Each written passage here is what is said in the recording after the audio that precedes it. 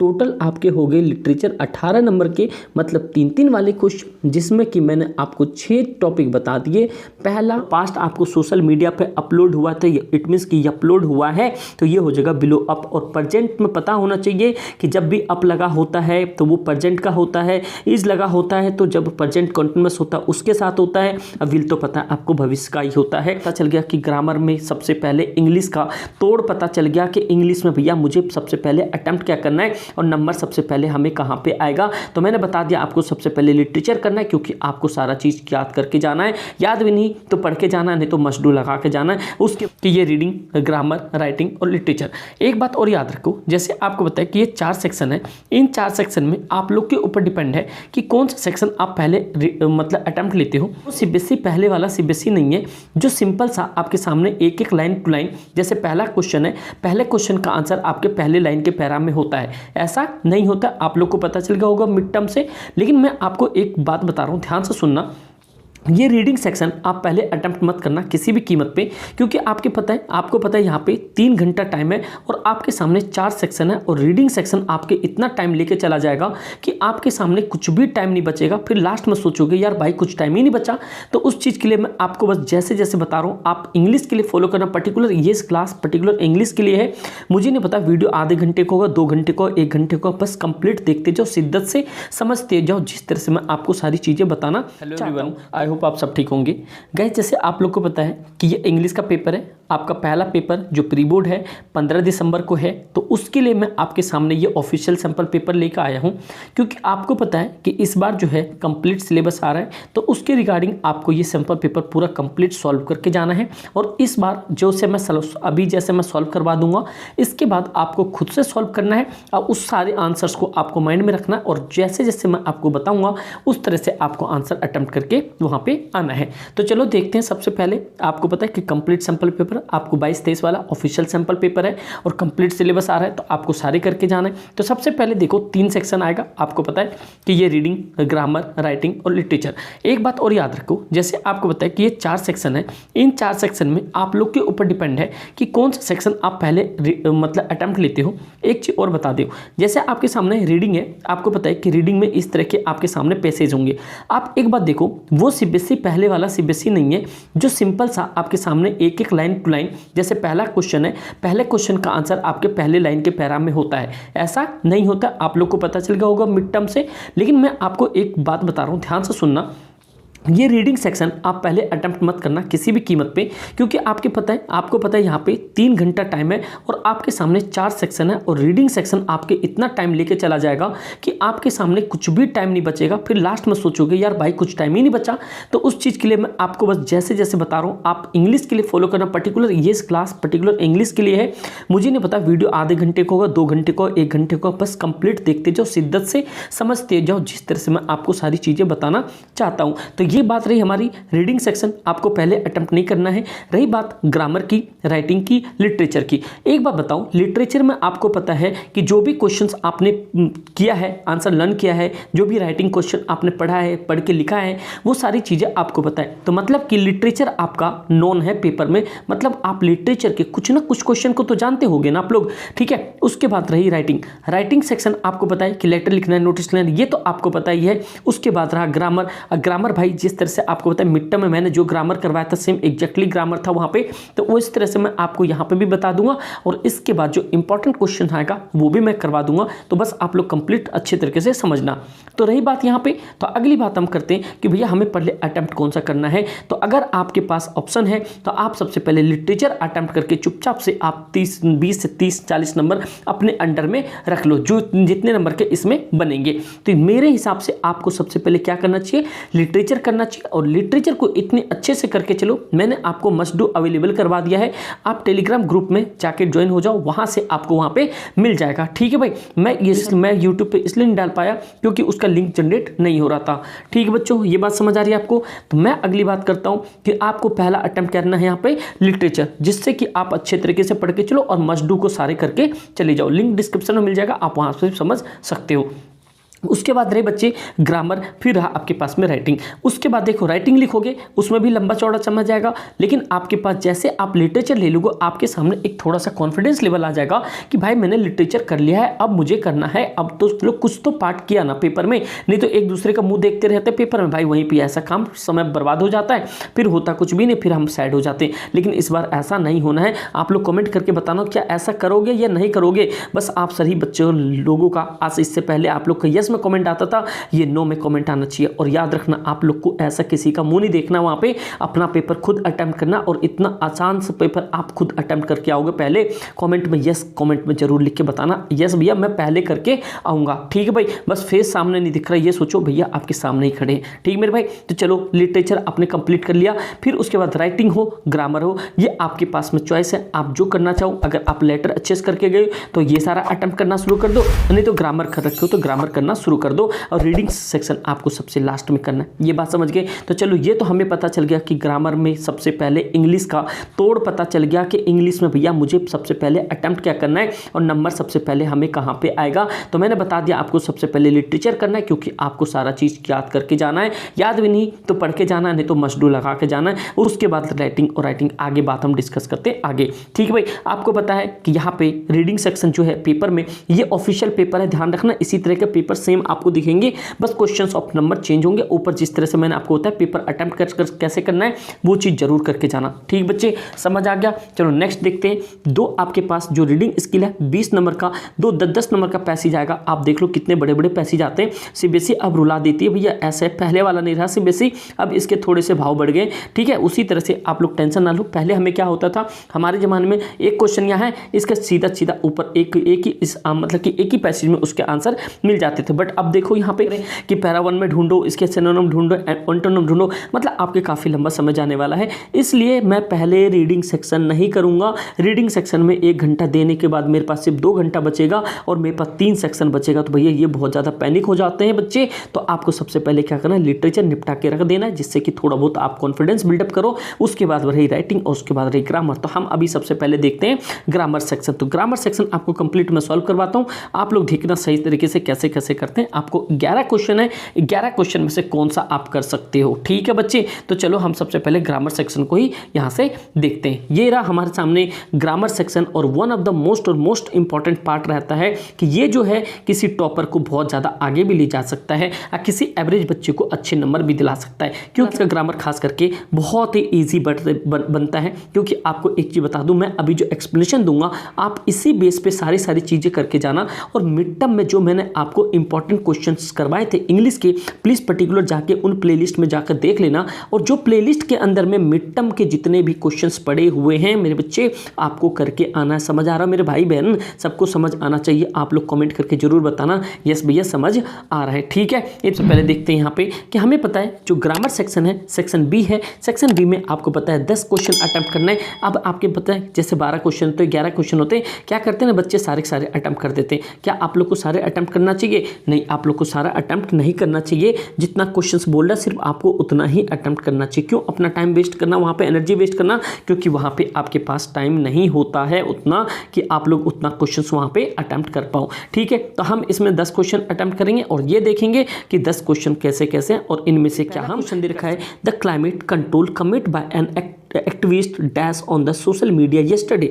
अब एक चीज़ देखो यहाँ पे, आपको पता है कि जब भी सेंटेंस के अंदर में कभी भी पास्ट टेंस आ जाए तो आपको पता है कि कहीं न कहीं वे वर्ब का सेकंड फॉर्म यूज़ होगा, क्योंकि आप लोग को यहाँ से डिटेक्ट करना है। और जाके प्लेलिस्ट जरूर देख लेना, मैंने लास्ट टाइम में भी बताया था अक्टूबर वाले समय में कि आप लोग को कैसे प्रिपरेशन करना है, और ग्रामर भी बहुत सारे करवा दिए, वहाँ से देख लेना। और पहले क्वेश्चन में आप लोग को यहाँ से हिंट मिल गया, जैसे येस्टरडे आ गया तो आपको समझ आना जाना चाहिए कि कोई भी काम हुआ है तो पास्ट में हुआ है, इट मीन्स कि यहाँ पे येस्टरडे है। तो हमें ऑप्शन देखना है जो सेकंड फॉर्म, जिसमें कि सेकंड फॉर्म हो वो वाला ऑप्शन। देखो ब्लो अप होता है तो ब्लो अप जैसे कैंडल बुझाते हो तो कैंडल ब्लो अप, बर्थडे होता है किसी की तो ब्लो अप मतलब कि ये तो हो गया प्रेजेंट, ये आंसर नहीं होता। इज हो गया, ये प्रेजेंट कंटिन्यूअस में होता है, ये फ्यूचर में विल होता है तो नहीं होता, बचा हमारे पास बी ऑप्शन। तो यहाँ पे हो जाएगा बिलो अप, क्या होता है यहाँ पे बिलो अप। अब समझ आ रहा है आप लोग को क्या इस तरह से आपको वहाँ पे पेपर में डिटेक्ट करना है। क्वेश्चन पढ़ा आपने और लास्ट में आपके सामने दिख गया यहाँ पे पास्ट,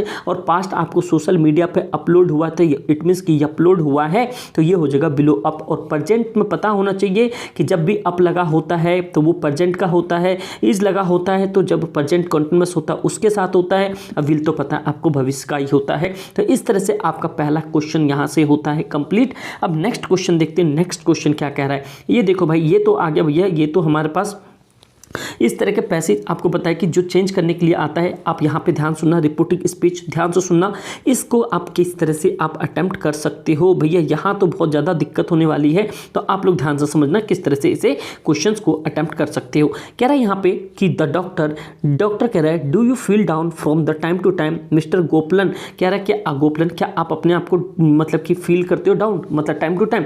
पेशेंट कहता है yes I do not stay in good mood, मैं हमेशा अच्छे मूड में नहीं रह पाता हूँ। जैसे आप लोग अच्छे मूड में नहीं रह पाते हो, ठीक है, कैसे, क्योंकि आप मैथ्स पढ़ते हो तो कहते हो भैया यार ये ट्रिग्नोमेट्री बहुत हार्ड है, कभी मेंसुरेशन करते हो तो कहते हो मेंसुरेशन बहुत हार्ड है। उसी तरह से ये पेशेंट भी है, कह रहा है मैं गुड मूड में नहीं रह पाता हूँ, लेकिन आप लोग को गुड मूड में रहना है क्योंकि गुडी बच्चे तो अच्छे नंबर लेकर आते हैं। अरे बताओ रहोगे नहीं रहोगे, ठीक है बच्चे, चलो ठीक है आगे देखते हैं। तो ये सारी चीज़ें होने के बाद हमें इसमें क्या लाना पड़ेगा। अब देखो यहाँ पे डॉक्टर कहता है the doctor while trying to figure out the patient element and ask about he well being and to which the patient affirmed. अब देखो यहाँ पे ये तो हो गया पास्ट की बात, क्या कह रहा है यहाँ पे पास्ट की बात, लेकिन एक चीज़ याद रखना, जो यहाँ पे अफर्म्ड बोला गया है ये क्या होगा, इसका मतलब जब ये कभी भी पास्ट की बात करता है और पेशेंट से पूछा गया है तो हमें पता है क्या लगता है, डिड लगता है। क्या लगता है, डिड। इट मीन्स कि यहाँ पे जो लगा है yes I do not stand, ये किसकी बात कर रहा है, प्रेजेंट की बात कर रहा है। तो मतलब कि गोपाल से पास्ट में पूछा गया होगा,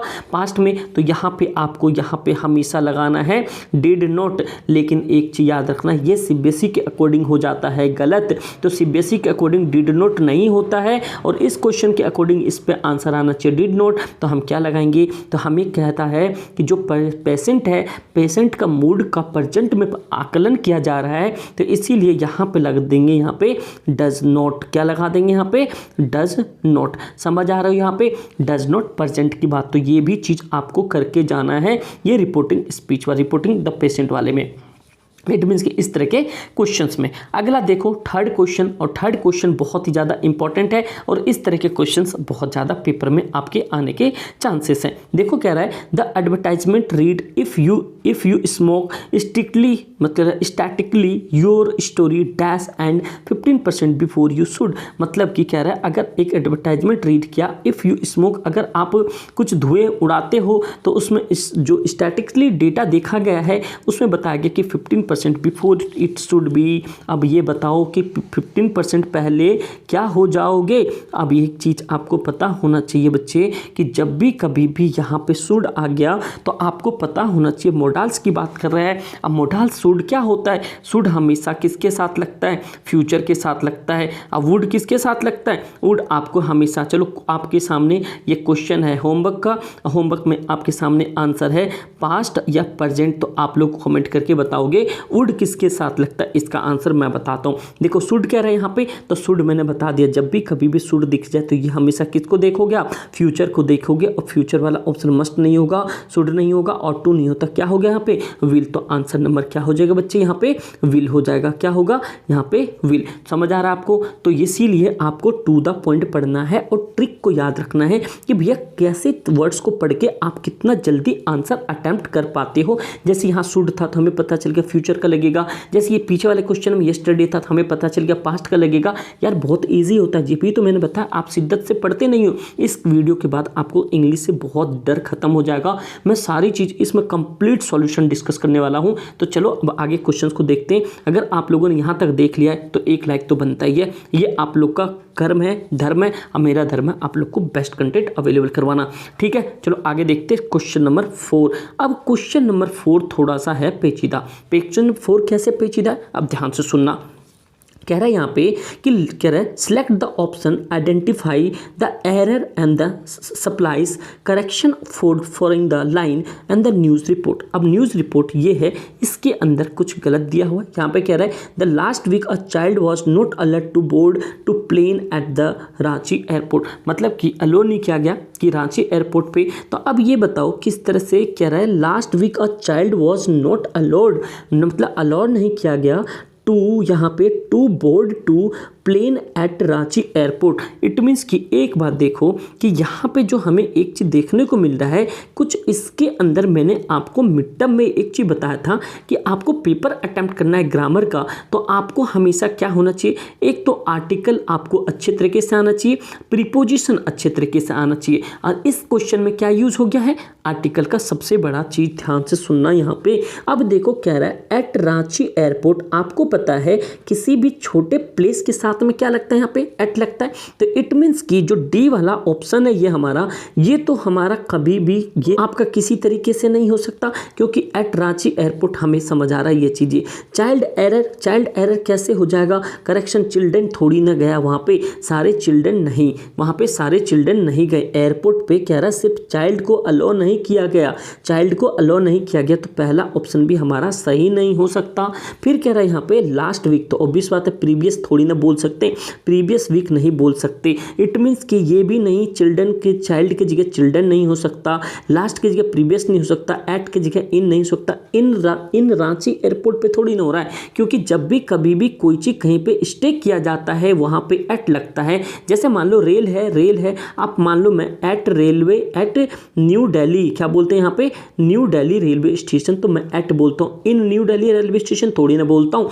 इन जो होता है बड़े प्लेस के लिए लगता है, एट जो है छोटे प्लेस के लिए लगता है। मैं ऐसे बोल सकता हूँ आई लिव इन इंडिया, क्या बोल सकता हूँ, I live in India at Mayur Vihar. तो मतलब समझ आ रहा है कि मैं जो है बड़ा सा सिटी, मतलब कि इंडिया के अंदर रह रहा हूँ, उसके अंदर अगर दिल्ली नहीं बोला तो मैं सीधा सीधा क्या बोला, एट मयूर विहार। अगर मैं बोलता मैं दिल्ली में रहता हूँ एट मयूर विहार, तो ये भी बात चलने वाली बात है। तो समझ आ रहा है क्या होता है। उसी तरह से लास्ट के जगह ये भी नहीं सारा सही है, यहाँ पे आना चाहिए द के जगह मतलब कि a child was not allowed to board a plane, मतलब द प्लेन के नहीं लगा सकते, क्योंकि यहाँ पे आपके पास पता है द जब भी होता है ये एक आर्टिकल होता है, जो जैसे मान लो द गंगा हो गया, द ताजमहल हो गया, द रेड फोर्ट हो गया, है ना, द पुलिस स्टेशन हो गया, मतलब फिक्स चीज़ों के लिए लगाया जा रहा है। तो प्लेन कोई फिक्स नहीं, वहीं पर प्लेन रुका नहीं रहेगा, तो इसीलिए यहाँ पे द की जगह क्या लग जाएगा बच्चे, लग जाएगा। समझ आ रहा है, इतनी बातें समझ आ रही है।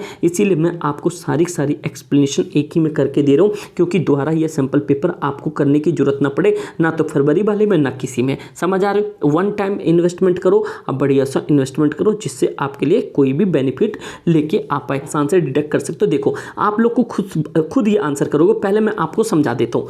पांचवा क्वेश्चन कह रहा है complete the given narrative by the filling the blank with the correct option. Correct option है, ध्यान से सुनो।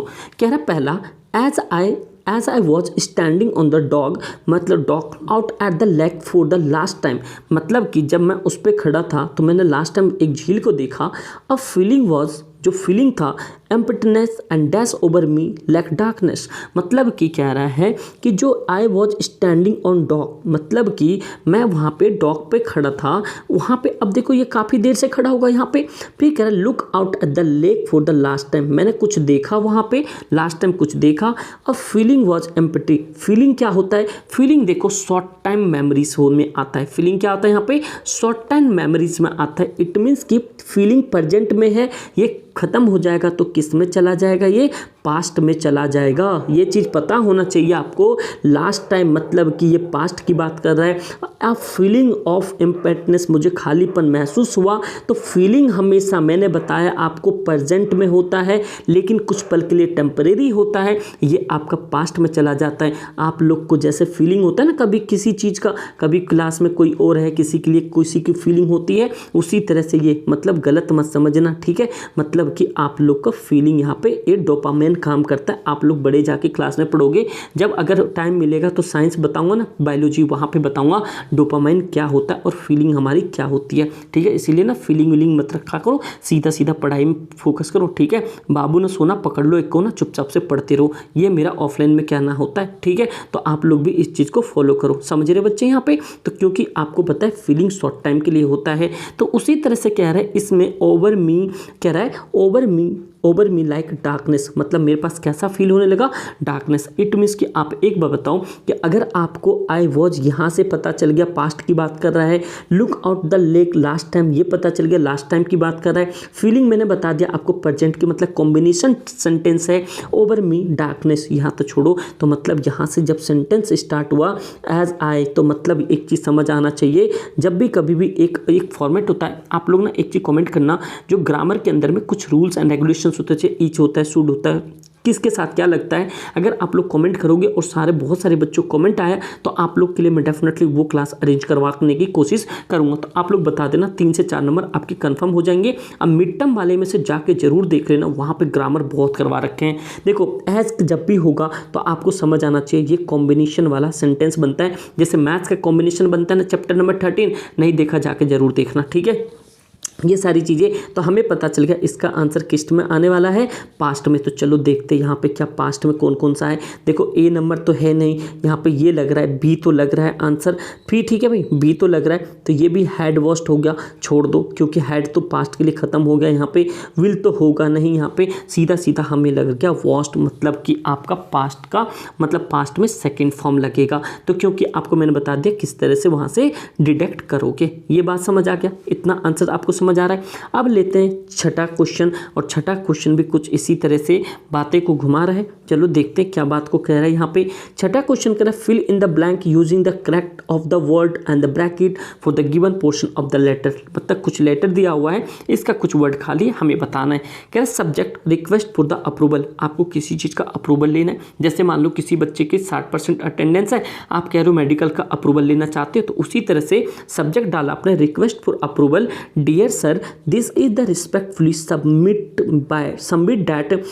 that I dash seek approval for the organizing a tree plantation drive to कह रहा है अंडरटेकन बाय अ क्लब। मतलब कि seeking का मतलब होता है डिज़ायर, क्या होता है, सीकिंग का मतलब होता है डिज़ायर, ऐसे लिखो, डिज़ायर का मतलब होता है इच्छा। इट मीन्स कि आपकी मतलब किस इच्छा है कि मैं आपको ये चीज़ बताना चाहता हूँ कि मैं आप एक ऑर्गेनाइज कर रहा हूँ प्लांटेशन, तो आप लोग अब मुझे इस चीज़ का अलोक करें या ना करें। सीकिंग का मतलब सीधा सीधा होता है आपके सामने किसी भी चीज़ को, मतलब कि डिज़ायर इच्छा, तो यहाँ पे आई के साथ आई सीकिंग मत कर देना, ING कभी मत लगा देना, सीधा सीधा आई सीक होगा, क्योंकि सीकिंग मतलब कर ही नहीं रहे हो आप, ऑलरेडी ये फर्स्ट फॉर्म में आता है, तो ये आप यहाँ पे सीधा सीधा क्या लिख दोगे, यहाँ पे सीकी इसका आंसर होगा। ठीक बच्चे, समझ आ रही बातें। तो ये इसके इस तरह के क्वेश्चंस है। अब देखो ये रिपोर्टेड स्पीच फिर तरह से आ गया, यहाँ पे ये कह रहा है यहाँ पे रिपोर्ट टू द डायलॉग, यहाँ पे डायलॉग आ गया between the grand son and the grandfather, मतलब कि देखो यहाँ दादा और पोते के बीच की मतलब कि सेंटेंस है।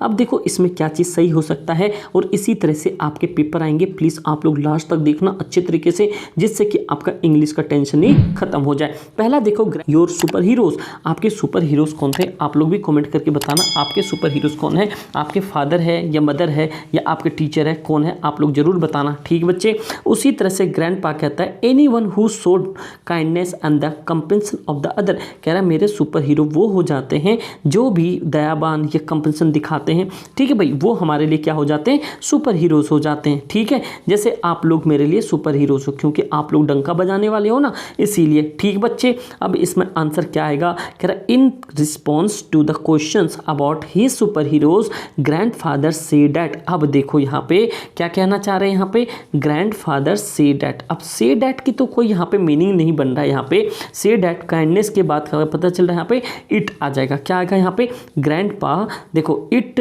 इज एनीवन, क्या कह रहा है यहाँ पे, इट इज एनीवन, क्योंकि देखो एनीवन की बात कर रहा है यहाँ पे, कोई भी हो सकता है, कोई भी हो सकता है। यहाँ पे सेज दैट तो कोई भी हमारा सुपर हीरोज हो सकता है, ये तो कोई ज़रूरी नहीं है। तो इसीलिए याद रखना किसी पर्टिकुलर चीज़ के लिए यहाँ पे जब भी कह रहा है यहाँ पे कि इट एनीवन, तो एनीवन से पहले पहले हमारे साथ क्या लगेगा, यहाँ पे कह रहा है यहाँ पे इट इज़ एनीवन, क्या लगेगा यहाँ पे, इट इज़ एनीवन, ध्यान रखना यहाँ पे। तो ये होगा से दैट, मतलब ये कह रहा है in response to the questions के रिस्पॉन्स में अबाउट हिज सुपर हीरोज के बारे में बताया।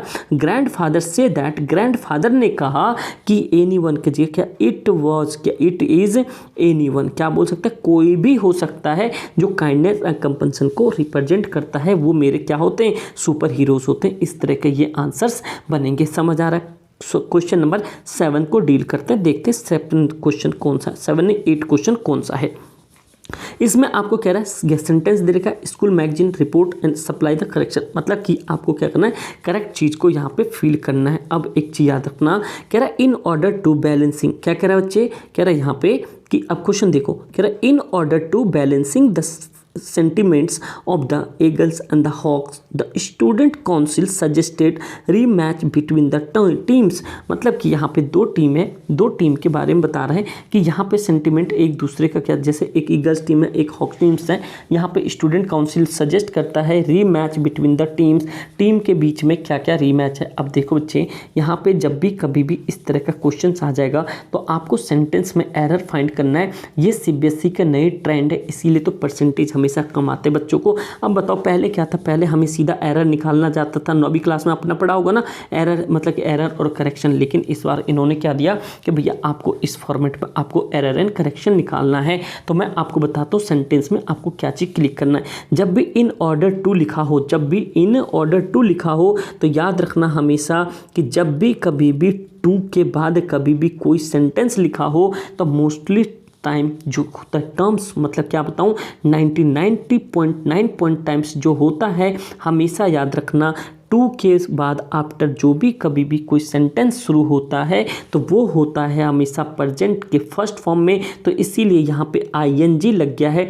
ये बैलेंसिंग की जगह सीधा सीधा क्या आएगा, यहाँ पे बैलेंस आएगा। तो ये भी टर्म आप यहाँ पे याद रखना। तो एरर क्या हो जाएगा यहाँ पे बैलेंसिंग, करेक्शन क्या होगा यहाँ पे बैलेंस। समझ रहे हो यहाँ पे? तो ये भी चीज़ आपको याद रखना है क्योंकि ये सारे टर्म्स हैं। तो इस तरह का अगर आपको एरर कैसे पकड़ोगे ये चीज़ के लिए आप लोग कमेंट करके बता देना। मैं आपको यहाँ से सारी चीज़ें मतलब ट्राई करूँगा करवाने की, जितना हो पाए मैं आपको कुछ वर्ड्स दे दूँगा किसके साथ क्या लगेगा, आपको कैसे डिटेक्ट करना है कि भैया इसके साथ में यही चीज़ यूज़ करना है। ठीक है, इतना तक समझ आ रहा हो तो आप लोग लाइक करके ज़रूर बताना। ठीक बच्चों, अब देखते 9 क्वेश्चन कह रहा है यहाँ पे, Sunil shared some of information with the Tariq and the about holiday at sea, मतलब सी के बारे में बता रहा है। रिपोर्ट तारीख क्वेश्चंस, मतलब कि तारीख अपने बारे में सारा कुछ बताना चाहता है। तो ये कह रहा है यहाँ पे तारिक ने क्या क्या कहा, did you enjoy travelling by sea, मतलब वो कह रहे हैं क्या आपने यहाँ पे जो सी की ट्रैवल किया क्या आपने एंजॉय किया। तो आपको ये क्वेश्चंस बताओ किस तरह से बताओगे,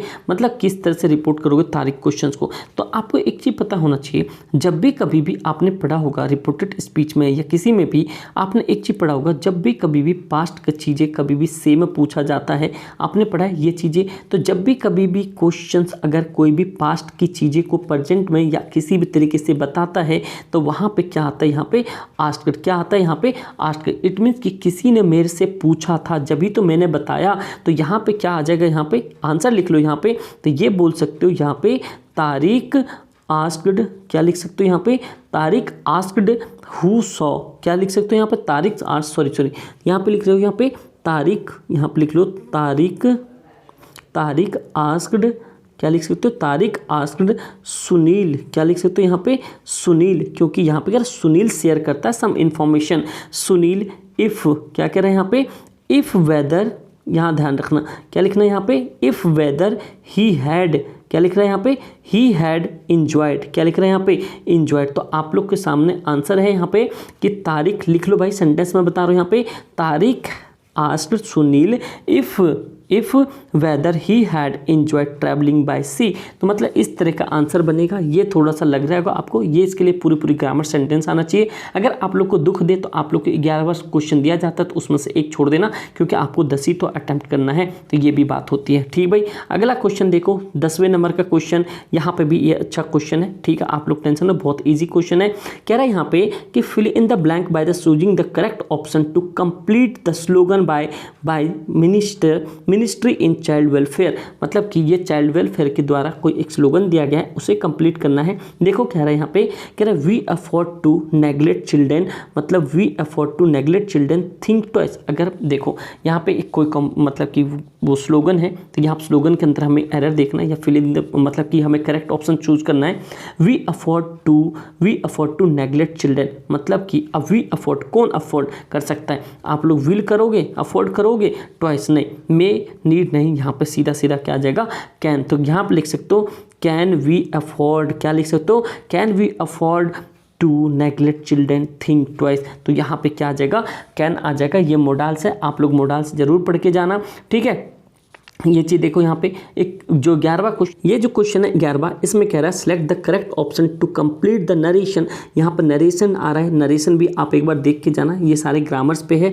फादर और लता की बात है, तो फादर कहता है why ask so many questions Lata. Father कहते हैं आप सारे क्वेश्चन इतने क्यों पूछते हो, कि लता कहती है आई बिलीव डैट, मुझे बिलीव है, if you do know the answer keep asking till you do. मतलब कि आप जब तक पूछता रहो जब तक आप बताना दो, लेकिन आप ध्यान रखना। फादर कहता है father ask Lata to reason for many questions, she was asking, Lata explain, Lata exclaim मतलब अचंभित हो जाती है, good humility and that the event not knowing the answer one should.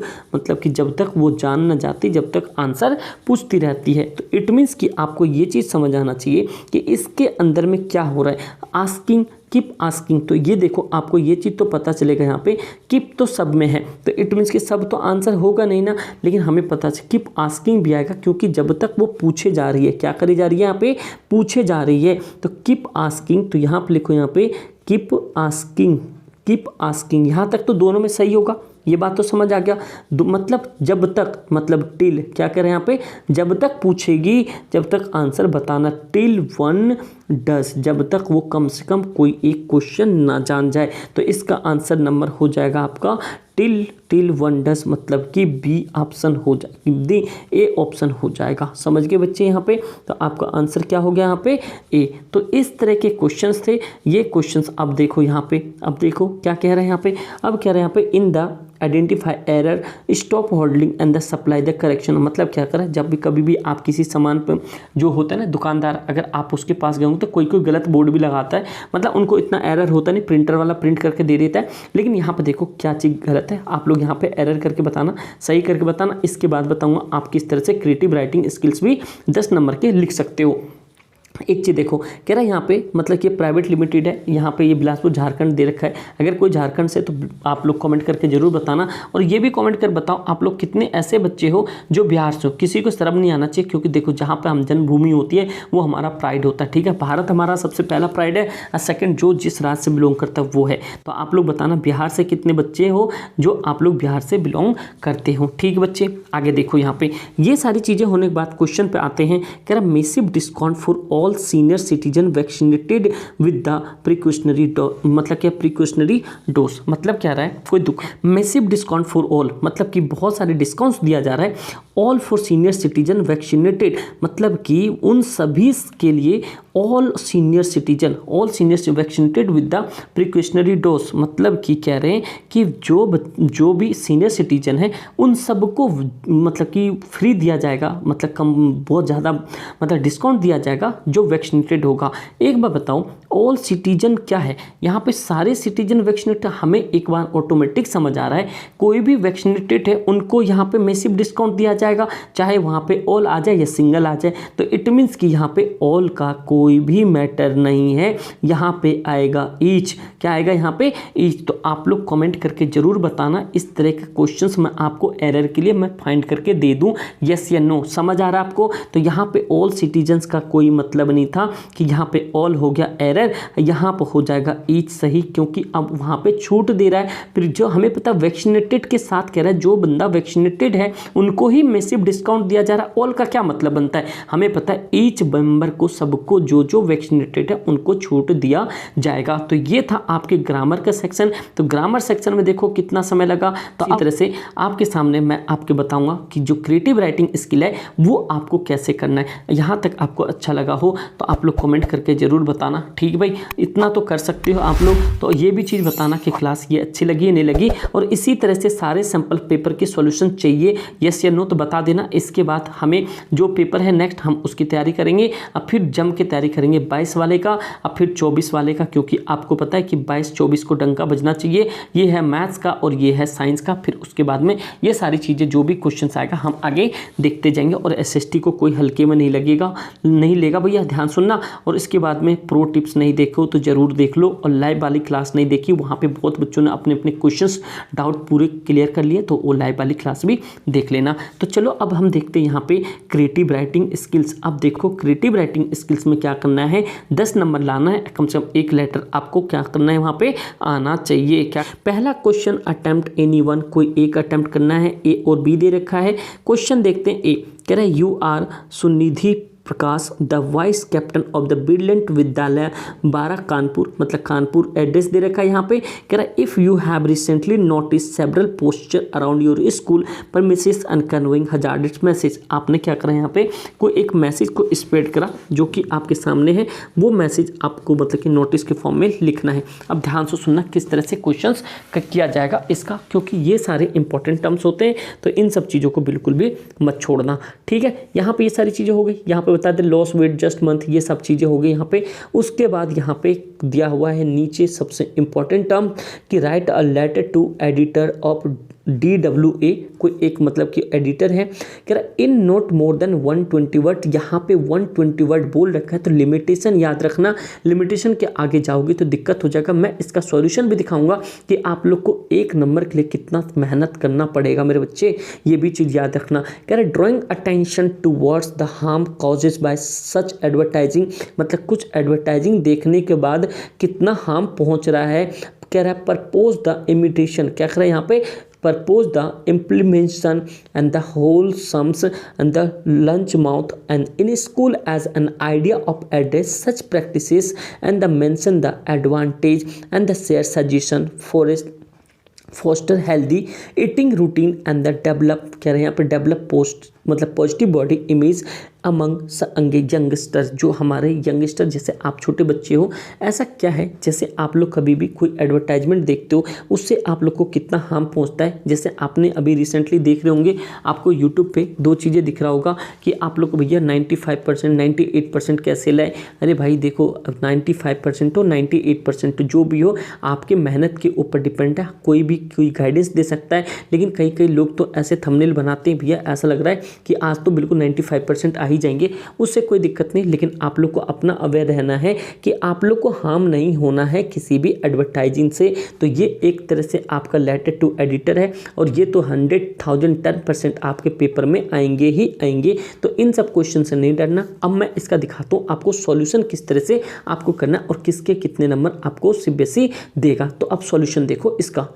अब यहाँ पे आंसर देख रहे हो कि किस तरह से राइटिंग आंसर, जैसे आपको फॉर्मल लेटर जैसे लेटर टू एडिटर लिखना है, किसके कितने नंबर मिलेंगे। तो आप यहाँ पे सामने देख सकते हो एक्यूरेसी के आपको 1 नंबर दिया जाएगा। आप ध्यान से सुनना, एक्यूरेसी को आपको 1 नंबर दिया जाएगा, जिसमें कि आपका फॉर्मेट देखा जाएगा, कंटेंट देखा जाएगा, और यहाँ पे ऑर्गेनाइजेशन ऑफ आइडिया देखा जाएगा। इट मीन्स कि इस बार आसान सी चीज़ नहीं मिलने वाली आपको।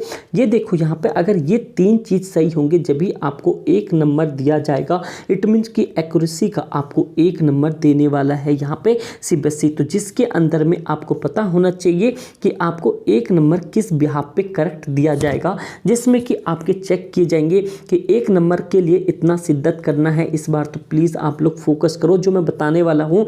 1 नंबर के फॉर्मेट में देखा जाएगा आपके पास sender address, date of receiver, subject salutation, ये सारी चीज़ें कंप्लीट देखा जाएगा जो भी आपके पूरे पेपर में होगा।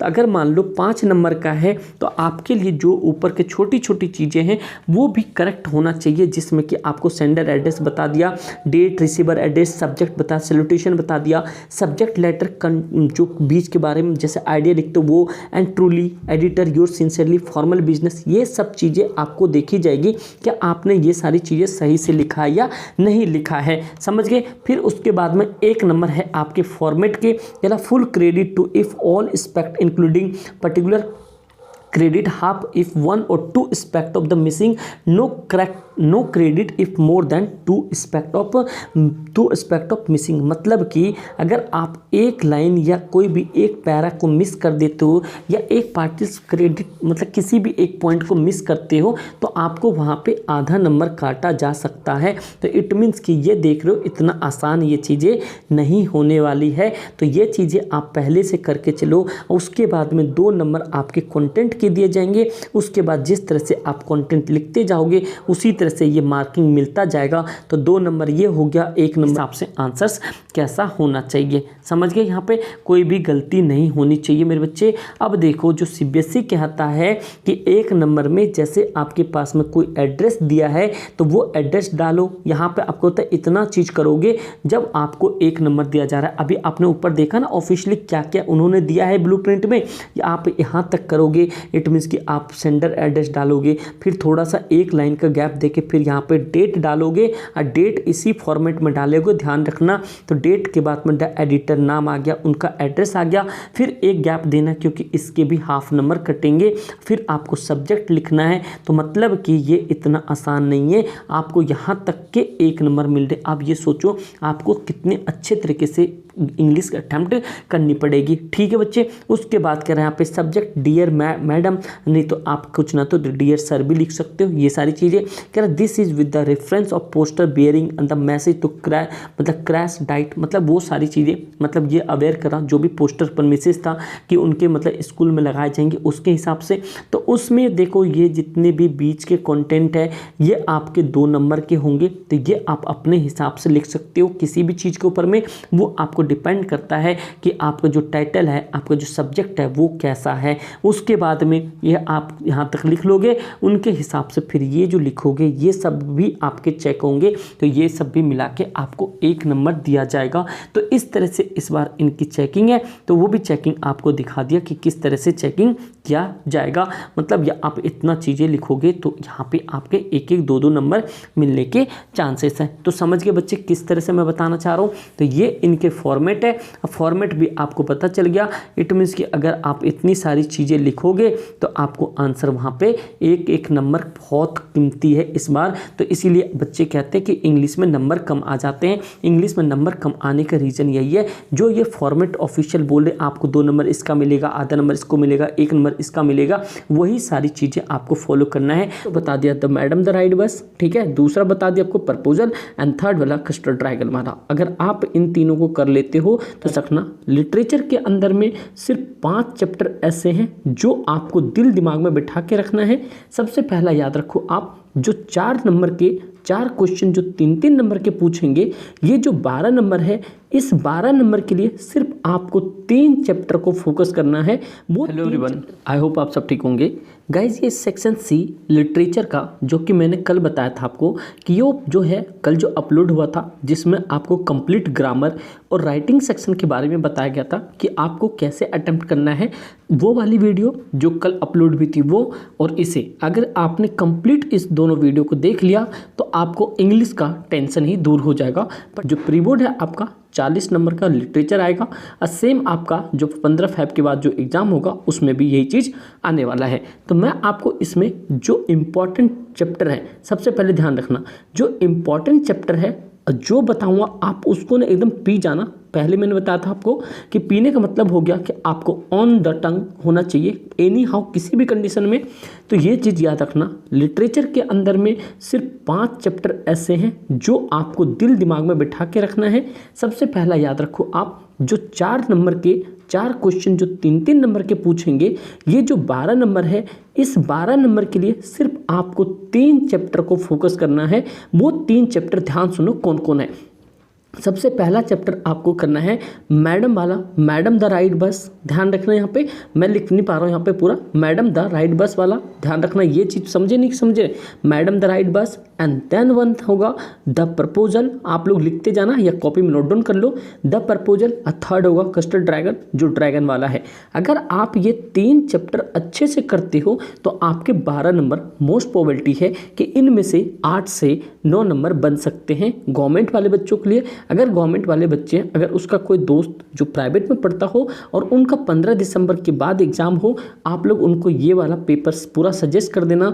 इतना मैं श्योरिटी दे रहा हूँ आपको, 90% कह रहा हूँ सेम पेपर मिलते जुलते उसके पेपर में आएगा। और आप लोगों के वेरिएशन थोड़े 1-2 क्वेश्चंस ऊपर नीचे होंगे क्योंकि ये सारे ऑफिशियल पेपर हैं। तो इसीलिए मैं आपको सबसे पहले, जानते हो जो मटेरियल वही देना चाहिए, वही आप एनालाइज करो जो कि इस CBSE की डिमांड है। क्योंकि इससे पहले वाली वीडियो में आपने देख लिया कि इतना आसान नहीं होने वाला है। आपको मैं रियलिटी बताता हूँ, जो भी बताता हूँ, तो प्लीज़ आप लोग देख लो अच्छे तरीके से और बढ़िया तरीके से, शिद्दत से इन आंसर की राइटिंग आप पहले से तैयार करके रखना। और फिर ग्रामर के जो एनालिटिक पैराग्राफ है वो सभी मैं करवाने की कोशिश करूँगा जितना तक हो पाएगा। तो सबसे पहले 4 क्वेश्चन 3-3 मार्क्स के, आपको मैंने 12 नंबर के लिए 3 चैप्टर बता दिया। एक तो बता दिया द मैडम द राइड बस, ठीक है, दूसरा बता दिया आपको प्रपोजल, एंड थर्ड वाला कस्टर्ड ड्रैगन वाला। अगर आप इन तीनों को कर लेते हो तो सबसे बेहतर माने जाओगे। नेक्स्ट वन जो आपके 2 क्वेश्चन पूछेंगे जो कि 3-3 नंबर का अगेन होगा, ये होगा 6 नंबर के लिए।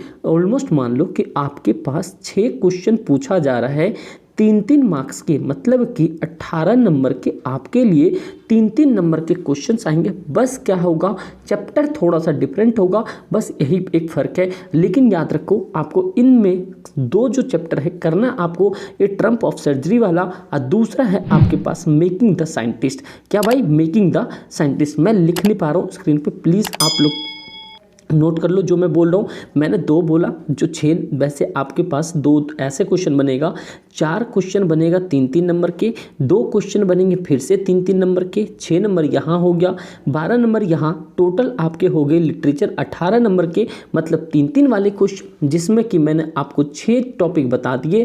पहला मैडम द राइड बस, दूसरा प्रपोजल, कस्टर्ड ड्रैगन या ट्रम्प ऑफ सर्जी, एंड देन वन लास्ट में मतलब कि साइंटिस्ट वाला, द मेकिंग ऑफ साइंटिस्ट। अगर आपने इतना कर लिया तो सोचो ये 18 में से आपका 1 नंबर भी माइनस में नहीं जाएगा। तो चलो अप टू द पॉइंट, अब नेक्स्ट बात करते हैं जो आपको करना चाहिए।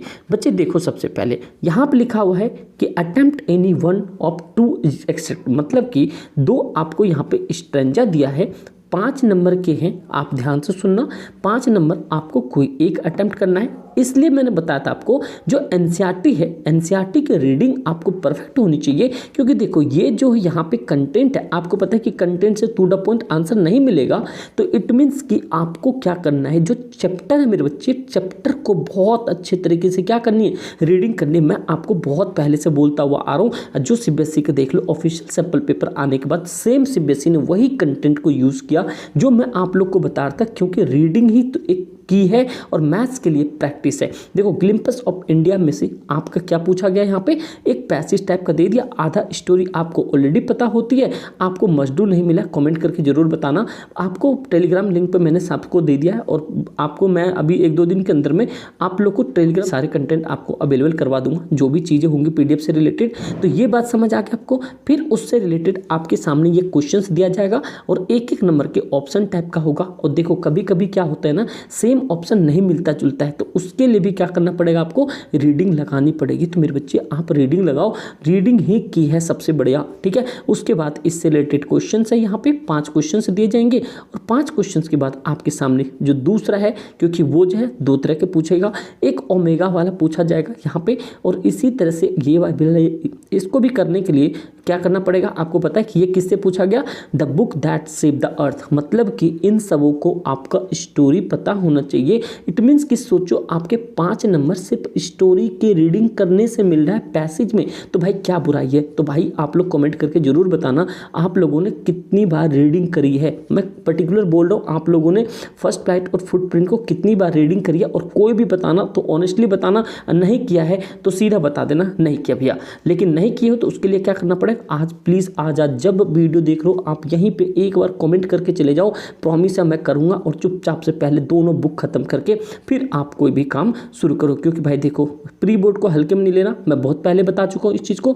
उससे रिलेटेड आपके सामने यहाँ पे 5 क्वेश्चंस दिए जाएंगे, वो 5 क्वेश्चंस के आप बहुत आसानी से आंसर दे पाओगे, लेकिन उसके लिए आपको स्टोरी पता होना चाहिए, समझे बात को। फिर उसके बाद में और भी पोएम से रिलेटेड आएंगे। देखो पोएम से रिलेटेड आपके सामने फिर से मतलब आपके सामने 2 दिया जाएगा। आपको पहले बताया था मैंने ऑफिशियल में 33% आपके कम से कम यहाँ पे इंटरनल चॉइस है, जो कि आपको इंग्लिश के पेपर में यहाँ पे दिख रहा है। तो आपको क्या करना है, कोई एक अटेम्प्ट करना है जो 5 नंबर के लिए है। द ट्रीज वाले स्टोरी को पढ़ लेना और इनके हिंदी समरी जरूर पढ़ना, और मस्ट डू वाले तो भाई करके ही जाना, ग्रुप में अवेलेबल करवा दिए हैं। उससे रिलेटेड सामने आपके सामने यहाँ पे क्वेश्चंस दिए जाएंगे, आप आराम से उसे कर सकते हो। लेकिन एक चीज़ याद रखना, इस तरह के जो क्वेश्चंस होते हैं थोड़े थोड़े से टफ पड़ते हैं, लेकिन आप इस तरह के क्वेश्चंस आप करके जाओ। मैं इसका आंसर भी अभी डिस्कस करूंगा, तो उसके लिए आप लोग बेफिक्र रहो। हाँ, कल वाले पार्ट 1 जरूर देख लो। अब मैथ्स के लिए भाई जितने प्लेलिस्ट में अवेलेबल है वीडियोस जाके देख लो। मैं आप लोग से इतना ही कह सकता हूँ,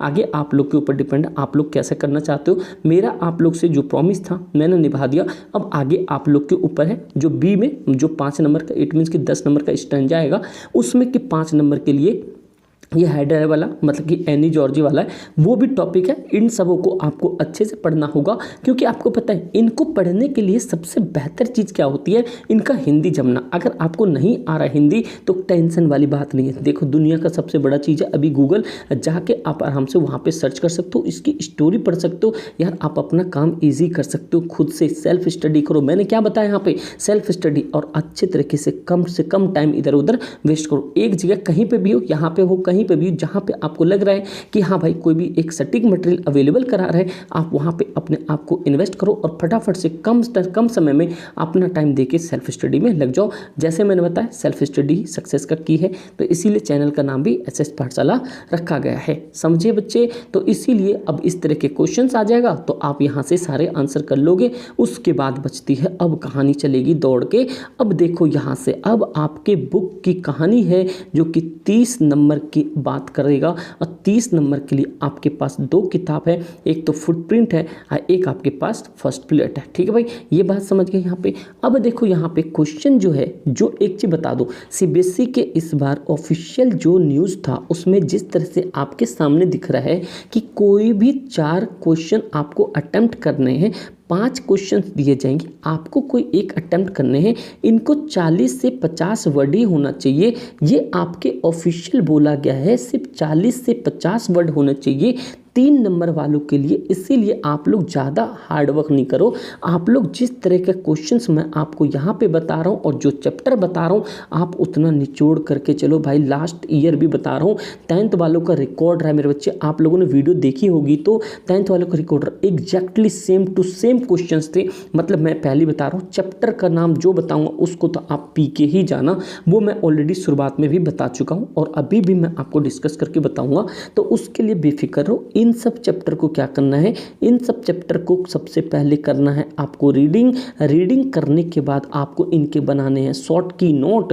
मैंने आपको पहले भी डिस्कस किया है, क्योंकि आप मेरी बात मान के चलो, मैं 10 साल से पढ़ा रहा हूँ भाई, मुझे बहुत एक्सपीरियंस है। अब बहुत ऐसे बच्चे भी गए जो कि 90, 95 ऐसे स्कोर गए। लास्ट टाइम आपने रिजल्ट देखा, मैंने पोस्टर आप लोग के साथ भी शेयर किया था, समझ रहे हो ना? तो मेरी बात आप समझ के चलो अच्छे तरीके से। एक बड़े भाई जैसे एक गाइडेंस में आपको कभी गलत नहीं दे सकता, ये चीज़ पता है आपको।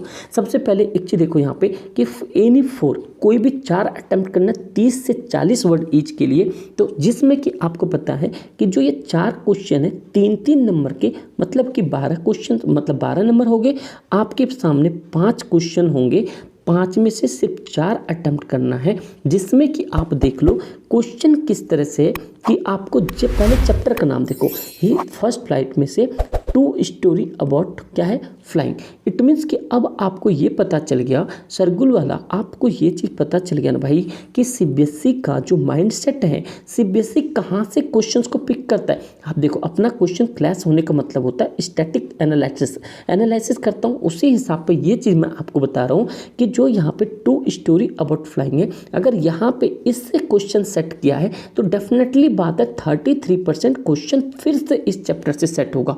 तो इट मीन्स कि आपको क्या करना है बच्चे, इन चैप्टर को पढ़ना है, रीडिंग लगाना है, इनके 10 कीवर्ड उठाने, ध्यान से सुनो जो बोल रहा हूँ, 10 कीवर्ड उठाने हैं, ऊपर चैप्टर नंबर डालने यहाँ पे, उसके 10 कीवर्ड्स लिख लिया और उसी को आपने मल्टीपल टाइम रिवीजन किया। और जो मैंने आपको मस्ट डू दिया है वो आपने रिवीजन कर लिया। अगर मैं कोई की पॉइंट्स नहीं भी निकालना चाहते हो, सीधा मस्ट डू का अगर आपने प्रिंट आउट करवा लिया है, बस आप उसे पढ़ लो, इतना सफिशिएंट होगा। समझिए बच्चे। फिर दूसरा करें, explain why the poet personally hold the convention that world कह रहा world will primly end in the fire, मतलब फायर एंड आइस, मतलब आपको पता है कि ये भी चैप्टर 3 नंबर का कुछ ना कुछ पूछा जा सकता है, तो क्यों ना भाई हम इस चैप्टर को कर लेंगे। देन आफ्टर देख रहे हो फायर एंड आइस के बाद राइड द बस, आप इस चैप्टर को सबसे ज़्यादा इंपॉर्टेंट मार्क करके चलो, madam ride a bus important, most important. Then after यहाँ पे प्रपोजल, देन आफ्टर यहाँ कस्टर्ड ऑफ ड्रैगन, यहाँ पे इन क्वेश्चन को very very very important mark करके चलो। आपके प्री बोर्ड में मैं बता रहा हूँ 100% इस चैप्टर से क्वेश्चंस बनेंगे, चाहे आपके 3 नंबर के बन सकते हैं और मे बी 6 नंबर के बन सकते हैं। तो भाई इन सब क्वेश्चंस को मिस मत करो, अच्छे तरीके से समझ के चलो। तो ये पता चल गया, देखो वाली unique madam bus ride experience could be possible because he belongs to small village, do you agree. अब देखो यहाँ पे कितनी सारी चीज़ें लिख सकते हो, आपके पास इतना टाइम नहीं है कि आपके पास अनसफिशिएंट अमाउंट में आपको आंसर नहीं लिखना है, इतना लिखना है कि जो कि बहुत ही अच्छा क्रिस्पी सा आंसर हो, भले 30 ही वर्ड में लिखना, कोई दिक्कत वाली बात नहीं है। लेकिन इन सब चैप्टर को तैयार करके चलो, क्वेश्चंस का लेवल आपको पता चल रहा है ऑफिशियल किस तरह के क्वेश्चंस के लेवल है। और देन आफ्टर भाई आपके मिड टर्म में जो जो क्वेश्चन है उनको भी करना है, ठीक है। कह रहा give one reason why the tale of the custard dragon more fable than the ballad. अब इस तरह के भी क्वेश्चंस आपको करके जाना, चैप्टर आपको पता चल गया किस चैप्टर से उठाया है। Then after how can we say that Natalia was continuously successful in the maintaining an upper hand during her argument with the Lomov, any one example. ये प्रपोजल वाले चैप्टर से आपको यहाँ से भी दिख गया कि मेरे लिए ये भी चैप्टर सबसे ज़्यादा इंपॉर्टेंट है। तो मेरे बच्चे इन सब क्वेश्चंस को आप 100% करके चलो। इन चैप्टर को तो बिल्कुल पी जाओ जो मैंने आपको 4 चैप्टर ऊपर बताए। उसके बाद फिर से आपके सामने है कि यहाँ पे कह रहा है आंसर इन 2 क्वेश्चन 30 से 40 से 50 वर्ड में इस बार आंसर देना है, जिसमें कि आपके 3-3 नंबर के 2 क्वेश्चन हो गए 6। अब यहाँ पे देखो चैप्टर कहाँ से पूछा गया, ट्रम्प ऑफ सर्जरी। अब देखो ये वाला चैप्टर हो गया, एक आ गया मिडनाइट विजिटर। इट मीन्स कि ये चीज़ समझ आना चाहिए कि ये जो चैप्टर है कितने इंपॉर्टेंट है, जिसके लिए CBSE ऑफिशियल पेपर में भी ऐड करता है और हमेशा ऐड करता है। और मैं कुछ क्वेश्चन प्रीवियस पिक कर रहा हूँ, मिल जाएगा तो मैं आप लोग के साथ शेयर जरूर करूँगा। बस आप लोग से एक ही विनती है, रिक्वेस्ट है, आप समझो जो भी है प्लीज़ सब्सक्राइब कर लेना। जिन बच्चों ने नहीं किया है अपने दोस्त यार में या स्कूल ग्रुप में प्लीज़ ज़रूर शेयर करना। बस आप लोग से मेरे को कुछ भी नहीं चाहिए, बस यही चीज़ चाहिए, क्योंकि आप लोग हो तो मेरी स्ट्रेंथ ऑलरेडी बहुत है। ठीक दोस्त, थैंक यू। अब आगे बात करते हैं, सुनते हैं आगे क्या है। ये थैंक यू सिर्फ आपको जो आप लोगों ने मेरे लिए सोचा है कि आपने इतना सपोर्ट किया। ठीक दोस्त, आगे देखो यहाँ पे कि मिडनाइट विजिटर ये वाला टॉपिक, ये ट्रम्प ऑफ सर्जरी, की पॉइंट्स पकड़ो, यहाँ पे की पॉइंट्स पकड़ो। देन आफ्टर देखो द मेकिंग ऑफ साइंटिस्ट। अब देखो यहाँ पे सिर्फ 2 क्वेश्चन पूछा गया है। आप अगर मान लो कि इनमें से द मिडनाइट विजिटर या मेकिंग ऑफ साइंटिस्ट ही तैयार करते तो क्या होता कि सपोज करो ये नहीं तैयार करते आप तो कोई दिक्कत वाली बात नहीं, तो ट्रम्प ऑफ सर्जरी तो तैयार किया हुआ था ना। इट मीन्स कि देखो आपके पास 33% चांसेस भी तो है इंटरनल चॉइस में, तो इसीलिए आप 1-2 चैप्टर कोई छूट भी जाएगा तो इतना पैनिक नहीं होना। लेकिन मैं बोलूँगा आपको रीडिंग परफेक्ट करके चलो। अभी कमेंट करके जरूर बताना यस भैया आज ही कर लूँगा, यस कमेंट करके जरूर बताना, ठीक है, समझ गए। और मस्ट डू से कर लेना, बहुत सफिशिएंट है। उसके बाद देखो जो आपको राम कहानी बनेगी, यहाँ पे any one with the 100 to 120 words में कोई भी आपको 2 करना है, मतलब कि 6 नंबर के क्वेश्चन मिलेंगे आपको, 2 क्वेश्चन देगा, 33% आपको इंटरनली चॉइस, मतलब कि 2 क्वेश्चन में से कोई एक को पिक करना होगा। उनमें से भी देख लो आपको सबसे पहले यहाँ पे क्वेश्चंस का लेवल देखो और आपको बनाना कैसे है, क्योंकि 100 वर्ड में इनके आंसर्स लिखने हैं। तो बी प्रिपेयर और जो जो चैप्टर बोल रहा हूँ उनको अच्छे से करके चलो। अब पहले भी जो समझा है इससे पहले शुरुआत में उसे भी अच्छे से करके चलो। सबसे पहले देखो यह मजबिल एंड टाइगर वाला है ना, मिजबिल और टाइगर वाला है। यहाँ पे देखो यह मिजबिल और टाइगर वाला, तो हमें जब ये दिख गया है कि ये the tiger in the zoo, तो हम क्यों ना भाई इस चैप्टर को बढ़िया से पढ़ लेंगे, क्योंकि बड़े बड़े चैप्टर है, 6 नंबर के क्वेश्चन है। सपोज करो नहीं आया तो कोई दिक्कत वाली बात नहीं, द सर्मन ऑफ बनारस वाला कर लो। अगर मान लो इन दोनों में से कोई एक आपका परफेक्शन होता, सपोज करो पेपर में आ जाता है, तो 6 नंबर तो आपके पक्के हो जाते। तो इन क्वेश्चन को मत देखो, ये देखो आप 6 नंबर में कितना लिख सकते हो मेरे बच्चे। तो यहाँ से आपको चीज़ें समझ आ रही है, अरे आप लोग को समझ आ रही है नहीं आ रही, आप लोग बता सकते हो तो बता दो यस भैया समझ आ गया है। इंग्लिश में तो बिल्कुल डंका बजा देना वहाँ पे, ठीक है भाई, समझ रहे हो मेरी बात को। तो अब समझ आ गया 6 नंबर के लिए। अब नेक्स्ट वन एक क्वेश्चन और मिलेगा आपको 6 नंबर के लिए ही, तो उनमें भी देख लो क्वेश्चन किस तरीके से। चैप्टर देखो द थीप स्टोरी, यहाँ से अब क्वेश्चन, और उसके बाद यहाँ पे भी आपके पास क्या दिया हुआ है, ऑप्शन दिया the question of trust. It means कि क्या समझे इसका मतलब, आपके सामने मल्टीपल ऑप्शन दे रखा होगा। अब मल्टीपल ऑप्शन होने के बावजूद आपको ये देखना है कि मुझे भाई सबसे पहले चैप्टर तैयार करना है, क्योंकि देखो इंग्लिश बहुत बच्चे नहीं पढ़ते हैं। अभी इस टाइम ये लोग पढ़ना शुरू कर देंगे, तो बस आपने पहले से भी पढ़ रखा है और अभी आप और अच्छे से पढ़ लो, सफिशिएंट अमाउंट हो जाएगा। कम से कम 80 में से पेपर में कम से कम 70 प्लस आना चाहिए। अगर आपका ड्रीम है ना, अगर आपको इतना कॉन्फिडेंस है कि भैया मैं इंग्लिश में भी 80 में से 70 ला सकता हूँ, आप यहाँ पे 70 प्लस जरूर कॉमेंट में छाप देना। देखते हैं कितने बच्चे के अंदर में इतना कलेजा है, इतना जान है, जो 70 प्लस टाइप करके लिख सकता है और अपने कमिटमेंट पे पूरा कर सकता है। ठीक है भाई, आप लोग के अंदर है तो आप लोग 70 प्लस यहाँ पे इंग्लिश वाले के लिए पर्टिकुलर बोल रहा हूँ, आप लोग कमेंट करके बता दो। और जो क्वेश्चन मैंने आप लोग से पूछा है, जितना क्वेश्चन मैंने आपको बताया, जितना चैप्टर मैंने बताया, वो सारे कर लो बढ़िया तरीके से। बस इतना शिद्दत से कर लो और उसके बाद लेटर ग्रामर और कल वाली वीडियोज़ को कंप्लीट देख लो। आप हो तो प्लीज़ लाइक जरूर करना, सब्सक्राइब कर लेना यार, बहुत सारे बच्चों ने सब्सक्राइब नहीं किया है,